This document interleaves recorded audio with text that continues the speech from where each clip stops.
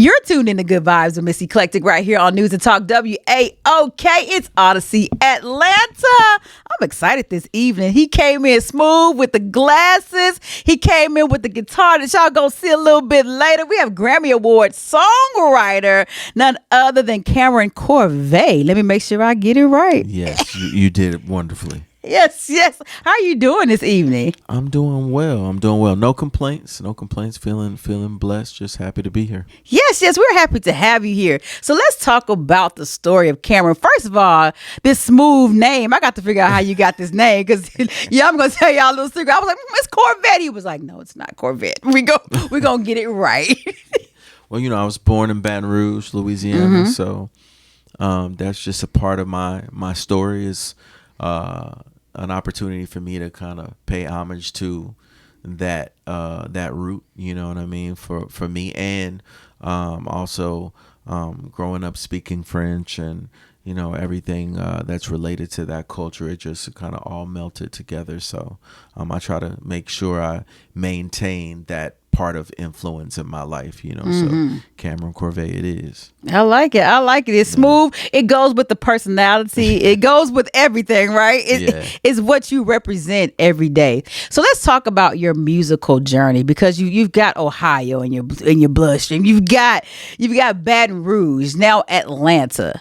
Let me talk about your musical journey and some of your musical influences. Okay. So I'd say journey-wise, my musical journey has kind of been based around my life, right? Just like anybody else, we get our musical influences from what's put in front of us. Right, exactly. Our parents, our aunts, uncles, extensions of our community, that village that raises us, they give us our first musical influences as well. Then we get other musical influences from school. So no different from me. Early on, I was influenced by a lot of top 40 music, just because sitting in the backseat of my parents' car and, them having 3 kids, they weren't really tripping on making us listen to something specific. They just wanted to make sure it was appropriate. Top 40, 80s, appropriate, for the most part, right? But that's how I got my early influence. Just in terms of songs that were hit records. I grew up listening to hit records. Didn't matter the genre. So then once I moved to Ohio, Cincinnati to be specific, that's when I started getting into the little nooks and crannies of music that would influence me based on being around my mom's family. My mom has 3 sisters and 2 brothers, and so including her, we would, if when the family environment, you could be with your auntie one day, you could be your uncle the other day, so being in the car is where I got a lot of my musical influences. So if I'm in the backseat of one of my uncle's cars, he's listening to that 90s rap. If I'm in another uncle's car who's slightly older, he's listening to jazz, he's listening to Babyface. That's how I got exposed to Babyface. One of my aunties, huge Prince fan. You have some good. Yeah, so a lot of those influences came from my family, and I come from a musical family as well, all in the church. So gospel has definitely been an influence. Not necessarily, so many gospel artists in particular, but just the feel of gospel on Sunday, what it does to you. That's how I got my sensibility when it comes to delivery. What moves you. In school I studied classical music, so that's where I got another vibe about really using the voice as an instrument, taking care of it, developing different parts of it. So I use my falsetto, I use my middle range voice, and I use my natural voice as well. So you mix all of that together in a Louisiana gumbo type of thing, and you get a toolkit as a singer that you can use to paint a picture in a song. That's it. Music is about feeling. You said something. I think we forget about that sometimes. Like as a DJ, I'm like, turn it up. You got to feel the music. Yeah. Like you can have a playlist, but sometimes you just got to feel it. You got to read the crowd. You got to read the room. You got to know. And I think that's when it comes to whatever genre and wherever you are, whatever your gift is, you got to read the room when it comes to your career. Clearly, clearly you're reading the room because listen, you didn't want a Grammy, so you clearly been reading the room for a long time. And I love you say it's like you grew up around a lot of positive men too. Yes. And because you talk about your uncle, you talk about your dad, and these positive influences, these influences of music. So we got to get to your song, because in your song we're talking about kind of breaking down this dynamic of men having this tough exterior. They can't cry, you can't be vulnerable, and it is Mental Health Month as well. So we got to talk about the single I Will. We got to talk about it, about breaking down this exterior. What made you be this vulnerable man in this song? First of all, who hurt you? Oh man, well, for those people out there who may not have ever heard of me before, what you will find is some consistent themes. One thing I can say as a man, but also pursuing a goal. It's that conflict, pursuing love and pursuing this goal of music, and can they both coexist? Because music does occupy a space that love, from a person would occupy. That passion will occupy. They occupy each other's space at times. So it's been about saying to myself, you know what?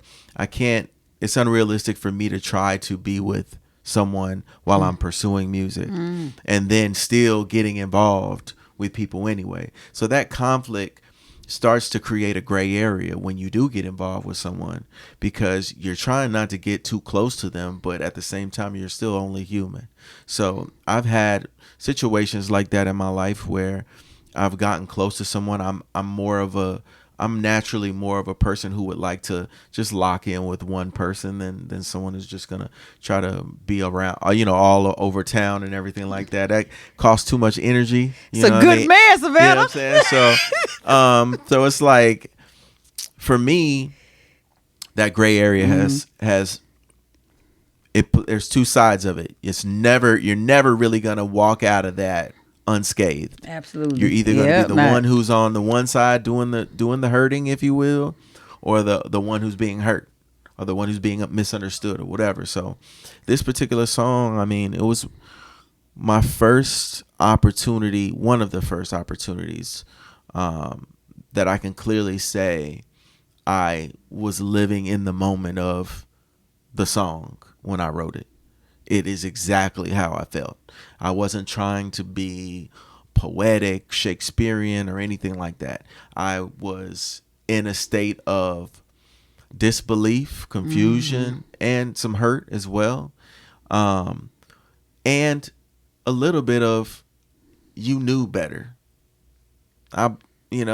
In the record, I say maybe I'm the one to blame. So it's a very honest record, because I'm not excluding myself from any sort of culpability in my own pain. But, and I'm not bashing the person that I was in a situation with. It's just, it just was a shame that it had to happen. That's really what it was, because I know who I am. I know sometimes it's hard for people to forgive and forget. I'm one of those types of people. So it's like when you view someone through a certain lens and then they hurt you, it's never the same. No, it's so not. It's like, that's what the ending is about. But it's also meant to be uplifting, because it's one of those things where you got to choose yourself. It's a choose yourself type of record. Even though I'm in a state of whatever this murky, emotional state is that I'm going through, I still know that I'm choosing myself, and I can say in the moment of this pain that I will move on. And moving on in this situation lyrically is forgetting you. You know what I mean? But I'm also saying I've got to. So it's like, I'm being just completely honest. Like, I will forget you. I don't care what you did to me. I'm going to choose myself, and I'm going to push past this roadblock, if you will, because that's just what I got to do, You gotta do what you gotta do. It's a tough situation, though, being a person of your caliber, because you can only be so transparent with so many people. You don't want to give them your all, and you gotta be in that space where, I don't know, I gotta have boundaries. Yeah. This is what you see on camera. This is what you see when I'm on stage. You see them at the Grammy Awards, but this is also me. You get all of me, so you gotta have a person that can encompass all of you. That's a tough situation to be in sometimes. Definitely. And then you're dealing with people's perception of what they think they should be for you, you know? And some people have intentions that are mainly coming from a place of wanting some type of attention, you know? And how they treat you is just a secondary thing they'll think about later. And for an artist, though, whoever you're involved with, they're going to influence you. They're going to influence your mental state. Yes, you are. And that is going to come out in your art. So it's very important to have boundaries, you know. But like I said, you know, being human, you're like, you know, you want to say that you're a good judge of character and that, you know, you invest time wisely. But, you know, I feel like people have a facade when they're first around you. You know, they could have that facade up for a year or two. Some people hold off for a long time. Like, for a long time. You're a good little imposter, aren't you? Yeah. So it's like, you know, you have to be grateful for being able to see what it really is. But then you got to make that decision. Okay, what am I going to do now? You know, reluctantly, like I'm the type of person, I'm a very, you know, I grew up with parents who argue, you know, but I always used to see them with each other the next day. That balance. So it's like that element is just in me to, hey, we're going to fight for it. We're going to move past it, whatever it is. I just am a natural, you know, worker. But, you know, you have to be able to understand when a situation is for you and when it's not for you. That's a tough place to be too. You got to know when it's done is done. Yeah. Like what the great Donny Hathaway said, giving up is hard to do. So sometimes it is hard to do. You want that person that's going to be at home when you get off the stage, waiting for you, cooking for you, or you want that person that's just ambitious as you? Yeah. Which one you want? You want a combination. I think having a partner with a passion is a good thing because, you know, as a musician, there was a time when music was just a dream and I was just doing something else. But once you start living in your passion, it can become a job sometimes for you. The demands can become job-like, if you will. So how do I keep that passion? What's my escape when music used to be my escape? So I think having someone you spend time with who has a passion allows you to escape your own. It does. And regenerate on that end, but also be a great support system for someone else and appreciate the arts or whatever that passion is. And as a spectator, you know what I mean? And I think it's good to be in the audience as an artist, as a creative. It's important to know how to be in the audience too. I think that's major. Sitting in the audience and becoming a consumer of art too as well. That's good, y'all. We have Kameron Corvet here on Good Vibes. It's News and Talk WAOK. Keep it locked right here because we got this guitar right here on the side. We definitely about to hear some I Will. Because listen, and we don't know. Is there somebody out here that's going to come out with I Won't? I don't know. What's the... Yo, I know, right? I just want to know, y'all. We're gonna talk about some artists that you worked with as well. Y'all keep it locked right here. It's Good Vibes with Miss Eclectic on News and Talk WAOK. You're tuned in to Good Vibes with Miss Eclectic right here on News and Talk WAOK. We're back here with none other than Kameron Corvet in the building. Yeah. Songwriter, Grammy Award-winning songwriter. Let's talk about this Grammy Award-winning song. I was just in my apartment in Atlanta trying to be inspired, and I said, you know what, let me just write about love just directly, you know, no twists and turns, just a straight up love song. So grabbed my guitar, started coming up with some chords, came up with an idea I felt good about, and shared it with a peer of mine in the industry, and he added something to that, and then just magically made its way to Shaggy, who loved the song and then ended up playing it for Sting, and you know that one song turned into an album, and we ended up winning the best reggae album Grammy, you know, and now there's a Sting and Shaggy, you know, part 2, you know, album 2 coming out. So riding that wave was beautiful, you know. You go up to the mountaintop but then you come down and you realize lonely at the top. I was in a nice car. I was in a black car. You know what I mean? You were in the Corvette. I thought your name was it. I was in that the Uber truck. You was rolling. And then I went to the Uber X. You know, so you was like, can I get that shared ride? Yeah, that's what it is, right?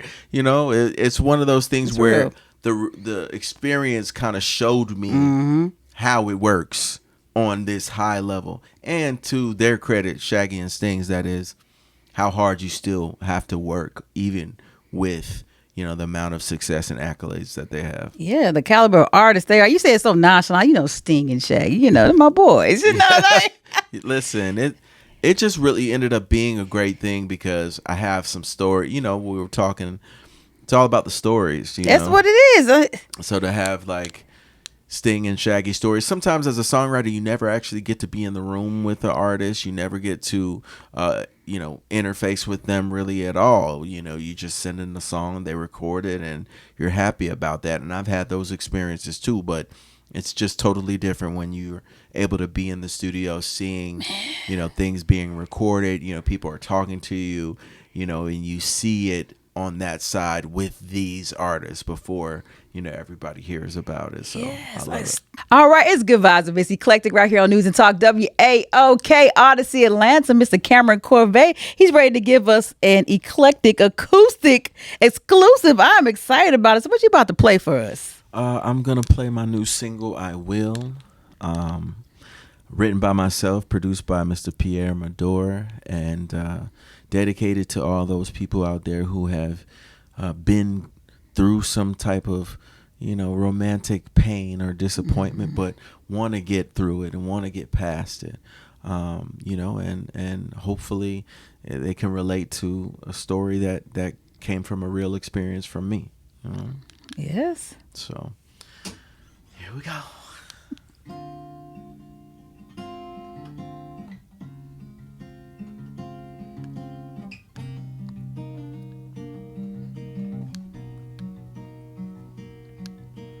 I can't fight this feeling. It gets me every time. I am staring at the ceiling to get you off my mind. Yeah, I don't feel the pain. I'm knowing I can't, or seeing I ain't the only one holding ya. Maybe I'm the one to blame. Either way, it's a shame. I'm gonna have a hard time trying to forget your name, but I will forget you. I've got to. I will forget you. I will. Driving with no direction, I doubt I sleep tonight. Looking back for some reflection of would be too hard for me to find. I don't want to feel the pain of knowing I can't, or seeing I ain't the only one holding ya. Maybe I'm the one to blame. Either way, it's a shame. I'm gonna have a hard time trying to forget your name, but I will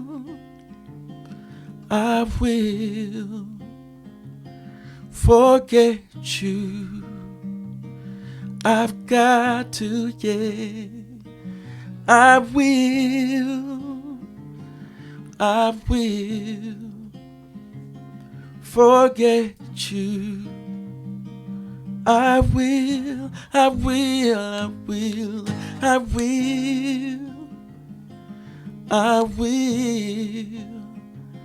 forget you. I've got to, yeah. I will will forget you. I will.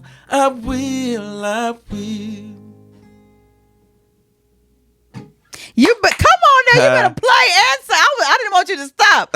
Listen, I don't want to be the person to say this, but I'm kind of I want to thank the person who hurt you. Because listen, that you sang that thing, okay? You sang it. I felt it in my spirit. Yeah. Come on, you better sound like the album. You know, there's not too many people who are sounding like the album nowadays. And that was an important thing for me too. You know, like people knowing like this is where it comes from. You can have all the bells and whistles. Yes. You know, the record is the record, you know, but I'm a singer-songwriter, and, you know, you're going to be able to get the same thing that you get. Maybe more, you know, more than likely, because it's an experience for me every time I'm going into where that state of mind, and I'm, you know, walking through the journey of the song myself. So that has been a very important thing for me, to make sure that, you know, people know where it comes from and really understand that they're connecting to me when they're connecting to the song. You will have people in your audience just crying and thinking about the person they will and they won't for, and they forget and they can't forget.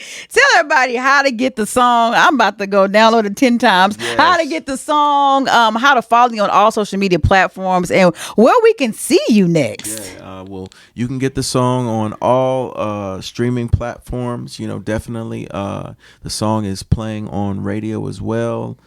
So if you hear it, you know, that would be great if you could, you know, request it or anything. You know, it's currently number 30.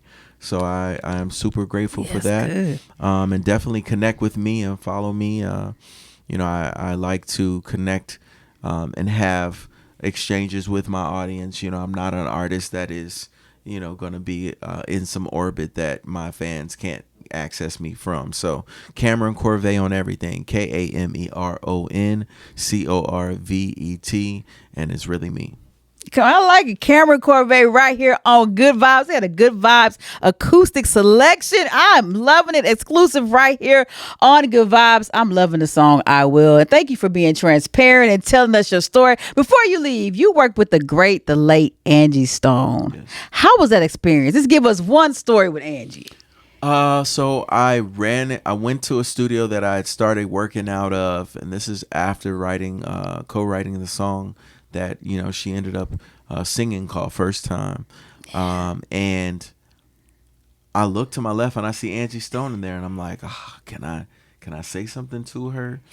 And I'm like, you know, let me go ahead. And I walked over and spoke to her and told her about who I was and everything. She's like, oh yeah, you know, I love that song. And I was like, you know, would you mind taking a picture with me? And her response to that was, let's do a video. You know what I mean?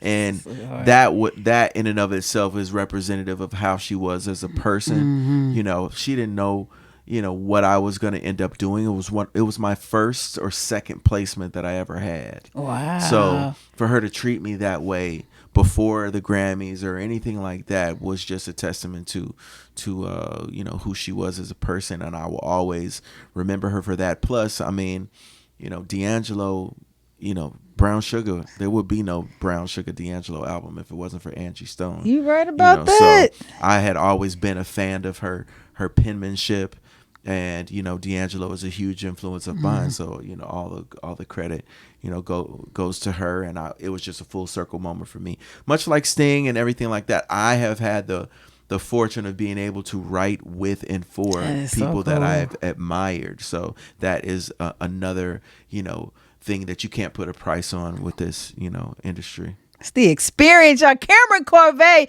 you got the experience right here. Go get the experience for yourself. Go get the song I Will. I feel like it's gonna be a single come out, say I won't. I don't know why.